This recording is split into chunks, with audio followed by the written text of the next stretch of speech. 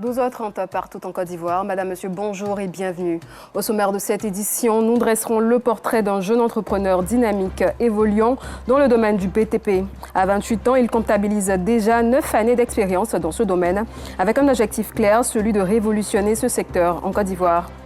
Au Sénégal, une série de procès inédits s'annonce. 5 anciens ministres du régime Macky Sall seront bientôt jugés pour détournement de fonds liés à la lutte contre la pandémie de Covid-19. Si vous nous rejoignez, vous suivez l'information sur la chaîne proche des populations. À seulement 28 ans, Ismaël Fofana incarne l'ambition et l'innovation dans le secteur du BTP en Côte d'Ivoire. Entrepreneur aguerri avec 9 années d'expérience, ce passionné de génie civil dirige aujourd'hui sa propre entreprise. Entouré d'une équipe jeune et dynamique, il entend moderniser le secteur, simplifier les démarches foncières et rendre l'accès à la propriété plus accessible à tous les Ivoiriens. Son portrait est signé Georgette Ido Fofana. À 28 ans, Ismaël Fofana est déjà chef d'entreprise. Après l'obtention de son brevet de technicien supérieur BTS en génie civil et bâtiment en 2015, il rencontre des difficultés à décrocher un stage, chose qu'il obtient finalement pour une durée de 3 ans, 2 années plus tard, dans une entreprise de BTP.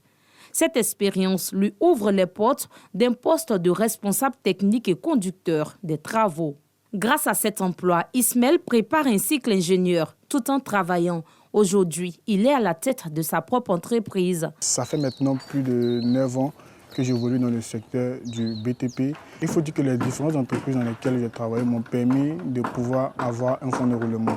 On n'avait pas de local, on était plus sur les réseaux sociaux et puis un peu de prospection terrain et puis faire un peu de bouche-oreille. Donc c'est au fur et à mesure que nous avons avancé, que nous avons eu d'autres opportunités qui nous ont imposé aussi d'avoir un local. La création de son entreprise n'a pas été un long fleuve tranquille. Ismaël a dû surmonter de nombreux obstacles. Tout début n'est pas facile. Voilà, quand on a commencé, il y a la stratégie et il y a l'opérationnel. Donc il y a ce qu'on fait sur papier, on veut tous devenir un entrepreneur, on a l'idée d'entreprendre, mais il faut aussi de l'expérience pour pouvoir mieux s'acquérir. Mais ces expériences s'acquièrent plus sur le terrain. Il fut un moment où on a failli abandonner, on a failli abandonner parce qu'on n'avait vraiment pas de soutien, on n'avait pas d'accompagnement, on n'avait pas de marché, on était vraiment livrés à nous-mêmes. Donc il fallait une force vraiment mentale et aussi une certaine résilience pour se battre en fait pour son rêve. On peut tout perdre, mais la seule chose qu'on ne doit pas perdre, c'était le courage. Donc c'était la seule motivation qu'on avait au sein de notre entreprise pour ne pas baisser les bras. Et Dieu faisant grâce, on a connu des partenaires vraiment qui nous ont fait confiance, qui nous ont donné des projets et qui ont décidé de nous accompagner aussi dans la structuration de notre projet. Sur l'un de ces chantiers, Ismaël et son équipe s'activent en vue de respecter les délais de livraison. Actuellement, nous sommes en phase de coffrage. Nous sommes en train de coffrer le reste des longues grilles et le reste du voile. Pour le moment, le ferrailleur a déjà fait le ferraillage, donc actuellement, nous sommes en train de faire les derniers coffrages qui restent. D'accord, il n'y a pas de problème. Maintenant, pourquoi ce côté là-bas, il n'a pas commencé le coffrage de là-bas, vu que le ferraillage de là-bas est fini? Ils construisent ici 4 duplex de haut standing avec sous-sol. C'est un projet vraiment très intéressant, mais assez complexe, vu que ici, nous sommes sur un terrain en pente, donc l'étude technique et l'étude d'ingénierie demandent beaucoup plus de rigueur et d'efficacité en termes d'ingénierie et aussi en termes de structuration. Lorsqu'on vous fait confiance pour ce genre de projet, il faut également montrer qu'ils n'ont pas eu tort de vous faire confiance. Donc CSC Afrique mettra tout en œuvre de sorte à ce que nous puissions respecter le cahier des charges par rapport à ce projet et aussi respecter le délai qui a été donné aux clients. Spécialisé en gestion immobilière, architecture, décoration intérieure, climatisation, électricité, sécurité électronique et énergie renouvelable, Ismaël Fofana développe une offre complète. Nous prenons le projet de A à Z, de la conception à la réalisation, c'est-à-dire un projet clé en main. La particularité de notre entreprise, c'est que nous veillons à ce que tout soit fait dans les normes et dans le confort. Quand il est dans les normes, c'est-à-dire que la qualité du matériel, nous sommes très exigeants là-dessus. Nous voyons un peu tout ce qui se passe en termes d'écoulement de bâtiments et tout ça. Donc nos premiers principes, ce sont la qualité du matériel et puis le respect des délais des travaux. Son expertise et sa passion lui permettent de travailler avec de grandes entreprises, des PME, mais aussi des particuliers. Le coût de ses prestations varie selon les projets. il sait s'adapter à tous les budgets. Tout le monde peut nous solliciter, c'est-à-dire vous avez un projet, vous souhaiterez avoir des idées ou des consignes par rapport à votre projet, CSC Afrique est disponible pour vous. Soit vous avez un bien que vous souhaitez également le mettre en valeur, c'est-à-dire tout ce qui concerne le BTP et aussi l'ingénierie immobilière, tout le monde peut nous solliciter. Ce duplex de 7 pièces est l'une de ses réalisations. Ça, c'est l'une de nos réalisations qui date de 2023, c'est-à-dire c'est une construction clé en main. Et au-delà de la construction aussi, nous avons eu la gestion de ces biens, vu que nous faisons la gestion immobilière. Le jeune entrepreneur force l'admiration de ses collaborateurs. Lorsqu'il arrive sur le terrain, il est vraiment rigoureux. Il vérifie déjà si ce qu'il nous a demandé comme consigne a été respecté. Et après ça, nous échangeons un peu pour voir un peu l'avancement des travaux. Il arrive parfois où il y a des informations qu'il nous fait parvenir qui nous permettent de pouvoir modifier les données qui ont été apportées sur le terrain. C'est un monsieur bien. Lorsqu'il nous confie les travaux, il nous permet de nous-mêmes nous exprimer et après ça, apporter lui son avis. Après ce chantier, direction zone 4 dans la commune de Makori, la réhabilitation de cet immeuble R+9 qui abrite bureaux, salles de conférences et restaurants est à son actif. Un travail salué par ses partenaires. Bonjour, parfait. Ça va? Comment ça va? Bien, merci. J'espère qu'on ne te dérange pas aujourd'hui. Non, ça va, merci. Le premier contact avec eux a été extrêmement fructueux. C'est-à-dire que leur capacité à nous répondre, à comprendre nos besoins, leur capacité à assister à chaque fois qu'il y avait un souci par rapport au chantier et leur réactivité. C'est-à-dire que c'est quelque chose qui nous a beaucoup touchés et la flexibilité avec laquelle on a travaillé pour résoudre les problèmes parce qu'il y avait des domaines du projet dont on n'avait pas forcément pensé. Mais par rapport à la réalisation du projet, à chaque fois que le projet lui avançait, on s'est rendu compte qu'il y avait des choses à changer, il y avait des améliorations à faire, il y avait des ajouts à voir. Et avec la discussion avec eux, ils ont été extrêmement professionnels. Vous voyez la qualité du travail, la qualité des techniciens, la qualité des ingénieurs, la qualité de la collaboration. Nous, on est extrêmement satisfaits de ce qu'ils ont fait ici dans notre immeuble. Un véritable défi qu'Ismaël dit avoir relevé avec succès. Ce projet a été décroché lors d'un appel d'offres privé et le délai de livraison était vraiment très court. Donc il fallait beaucoup plus d'organisation et aussi beaucoup plus d'efficacité en termes d'équipe. Parce qu'il faut dire que dans le domaine du génie civil et de l'immobilier, ce qui rassure plus les clients, ce sont les finitions et puis le respect des délais. Donc je pense qu'ici, nous avons tout mis en œuvre pour pouvoir respecter le délai et aussi pour pouvoir respecter le cahier des charges qui nous avait été émis.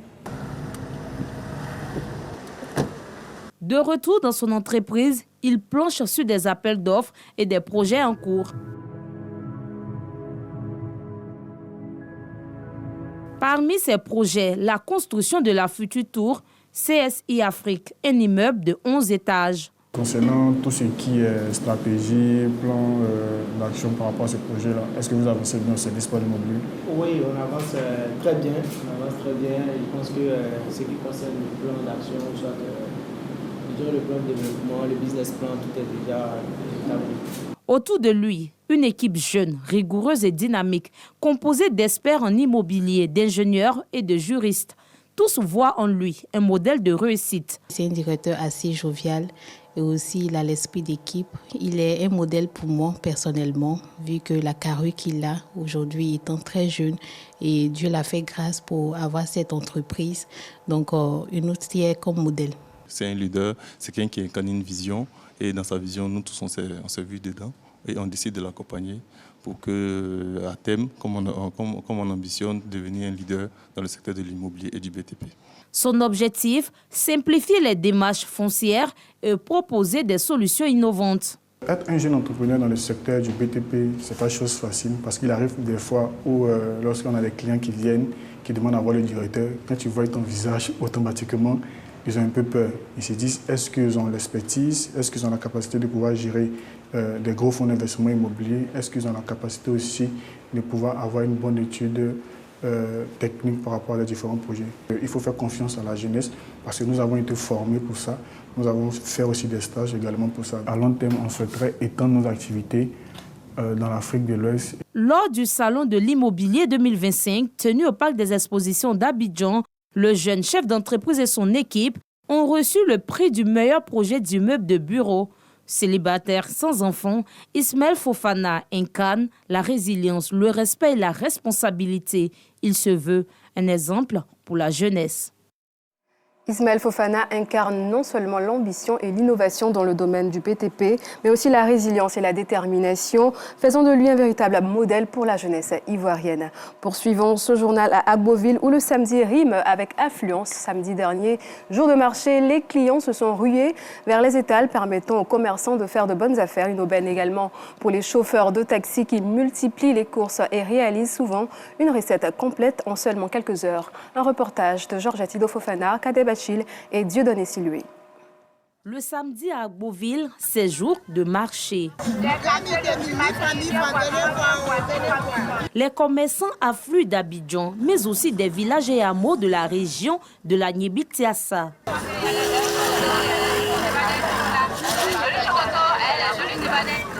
Un samedi comme les autres, mais une journée de vache grasse pour les chauffeurs de taxi. Il est 10 heures. David, chauffeur de taxi, affiche déjà un large sourire, car pour lui, la journée a bien démarré avec une matinée plutôt bonne. Les jours du marché, bon, ça se passe bien. On roule bien, on gagne beaucoup de clients. Bon, avec les bagages, on prend 200, mais avec les bagages, on peut prendre 300. Si tu as beaucoup de bagages, on peut te prendre 500 francs. Comme lui, de nombreux transporteurs se frottent les mains chaque week-end. Le jour de marché, il y a les clients. Souvent, il y a les coins, on dit on ne va pas, la route n'est pas bonne. Si on va, ça peut gâter la voiture. S'il n'y a pas de clients, on arrive là-bas, en tout cas. Le jour de marché, ça va, c'est mieux que les jours du jour, quoi. En tout cas, c'est mieux. Ça donne bien, en tout cas. On arrive à avoir les recettes et puis on arrive à avoir un peu. On charge ici au rond-point pour aller dans les quartiers à Makebou et autres. Ça marche puisque c'est un jour exceptionnel. Les gens viennent au marché pour acheter les trucs. D'autres font leur marché de la semaine. D'autres viennent voir les femmes qui quittent Agamé pour venir.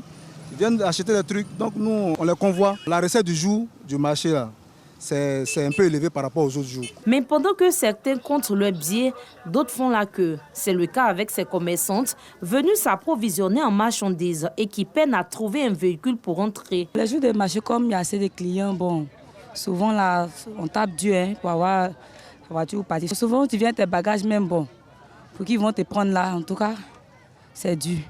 Parce qu'il y a assez de clients. Quand c'est pas jour de marché, il y a beaucoup de taximens qui sont garés. Quand ils te voient de loin, ils viennent prendre tes bagages et puis on te fait monter, voilà, c'est comme ça. Souvent ils refusent. Au Baïgon, là, souvent, si on est beaucoup, il n'y a pas de problème. Mais si tu es seul, là, c'est pas facile. Les jours de marché, bon, ils vont, mais il faut avoir la chance, quoi. C'est clair, les chauffeurs de taxi profitent abondamment du jour de marché, au détriment de certains clients.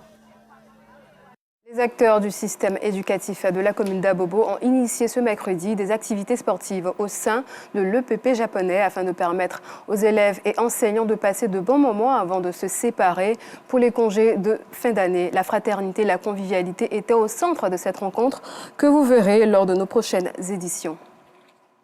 Dans l'actualité hors de nos frontières, au Sénégal, 5 anciens ministres du régime Macky Sall seront bientôt jugés par la Haute Cour de justice suite à un vote majoritaire des députés à l'Assemblée nationale ce jeudi 8 mai. Ils sont accusés de détournement de fonds destinés à la lutte contre la pandémie de Covid-19. L'un d'eux, ex-ministre de la Justice, est quant à lui poursuivi pour corruption. Léon XIV a célébré ce vendredi sa toute première messe en tant que souverain pontife. Dans l'emblématique chapelle Sixtine, lors de son homélie, très attendue, il a exprimé son inquiétude face au recul de la foi surplanté, selon lui, par d'autres incertitudes comme la technologie, l'argent, le succès et le pouvoir. Léon XIV a été vivement applaudi par les casinos à la sortie de la chapelle Sixtine. C'est la fin de cette édition. Merci de l'avoir suivi. Bonne suite de programmes sur RTI2.